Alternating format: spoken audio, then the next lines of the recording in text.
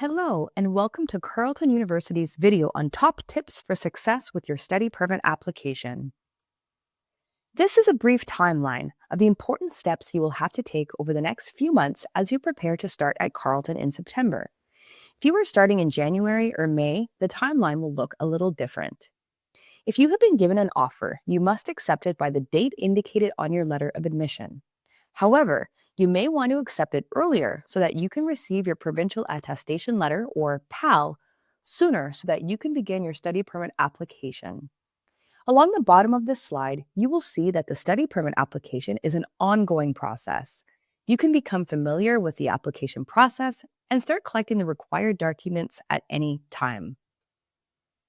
Once an international student is admitted to a program of study at Carleton, their next step is to apply to Immigration, Refugee, and Citizenship Canada, or IRCC, for their study permit. If they need a visa to travel to Canada, the visa is approved as part of that same application. The application is done online at the IRCC website. The basics of how to apply are covered in the video series found at the website of Carleton's Global Opportunities and International Student Services Office, or Go ISSO. You can find them by doing a web search or looking at Go ISSO's online learning resources. But this video goes beyond the basics to address some common reasons for study permit refusals and top tips for getting approved. IRCC's online application system creates a list of documents you need to provide in your study permit application. This screen shows the documents that are included in all study permit applications. One PDF application form, your letter of acceptance and provincial attestation letter from Carleton, if you need one, your passport, financial documents, and a passport photo. Many application lists will include additional forms or documents such as family information, proof of a medical exam, language test results, or a police record. Our first tip is to look beyond the online application list. That list is only the minimum. For the best chance of success, applicants should do more. A study plan isn't always required, but every applicant should include one because a good study plan addresses a number of the issues an immigration officer needs to assess. It's also very important to consult the visa office instructions for your country and follow them closely. These instructions are on the IRCC website, but they are a bit hard to find. So I will demonstrate how to find your visa office instructions now. There are a couple of other resources that aren't essential but might be helpful for applicants who are looking for more. IRCC's operational instructions and guidelines are written for their officers. These can be a bit more technical, but they can help you gain insight into what officers are looking for in a study permit application. Lastly, do a bit of web research about the top reasons for study permit refusals. There are some very good immigration blogs that have this type of article. Now, this is not official immigration guidance, but still can be helpful. The experiences of others could suggest how you can strengthen your application. When you want to add documents to your application, but there is no application line for it, look for the line called Client Information in the online application list. That line is where you can add additional documents and explanation letters. Now let's consider how an IRCC officer assesses your application. You might not naturally think about some of these factors, but they are all very important to IRCC. An application must demonstrate that the applicant is admitted to a Canadian designated learning institution. It must show that the applicant has sufficient financial resources to study in Canada. The applicant is making an application for temporary resident status in Canada, so they must show they intend to come to Canada temporarily and that their intent truly is to study. We'll look at each of these points separately. Carleton University supports your application for a study permit by confirming to IRCC that you have been admitted to a program of study at a Canadian university. Carleton Admissions provides students with a letter of acceptance, a required document for a study permit application. The Carleton document titled Student Information for a Study Permit has the format and content that IRCC requires. Students who need a provincial attestation letter, or PAL, also receive that from admissions after paying their tuition deposit fee. This document shows that students' study permit application is within Carleton's allocation of study permits for the year. After the student submits their application to IRCC, Carleton will verify the authenticity of their letter of acceptance. A positive verification allows your application to enter IRCC's processing queue. The financial requirement for a study permit application is very important. It's the biggest single cause of refusals. Most sources say that you must have funds on hand for the first year of tuition and living expenses, where IRCC has a yearly figure for living expenses found on their website. Funds available for the first year is true, but an application can be refused if it seems that the applicant has just that much money, with nothing left over and no obvious source of income for the rest of their program. So there should be a reasonable plan to pay for the following years.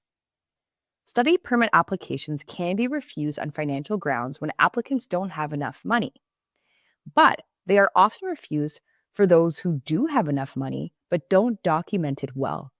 The IRCC website has suggestions for types of documents that can be used. It's generally up to the applicant to choose documents that best explain their situation. But remember that following visa office instructions are a must and not optional. Whatever documents you decide to use, the officer is looking to see that the money is allocated to your educational expenses in Canada. That won't be true if bank statements show regular income is needed for your regular ongoing family expenses. Funds should not be tied up in long-term investments or property. Educational supporters are most often the student's family. Usually, that is a parent, who should supply a letter stating their commitment and ability to cover costs. Sometimes the supporter is a different family member or a non-family member. In that case, the sponsor should explain their relationship to the student and their motivation to pay the expenses. Officers need to know the source of the funds shown in documentation. They are concerned to see that it is obtained legally. Bank statements showing large one-time deposits can be a reason for refusal. The officer needs to know where the money came from and also be assured that it wasn't just added for show, but will be available to pay for educational costs. For countries with currency controls, the applicant should show that funds can be transferred to Canada. Scholarships can be used as financial resources, but not any expected income from the student doing work while in Canada. Many study permit applicants don't succeed because they don't understand that a Canadian immigration officer must assess whether they understand and intend to comply with their status as temporary residents if they are allowed to come to Canada. A study permit application must include enough information to help the officer assess this factor. Some elements of temporary intent are family or community ties and commitments back home, demonstrated knowledge and expectation of using a Canadian education in a career in their home country. Much of this is covered in the student study plan, but there may be other relevant documentation such as history of international travel.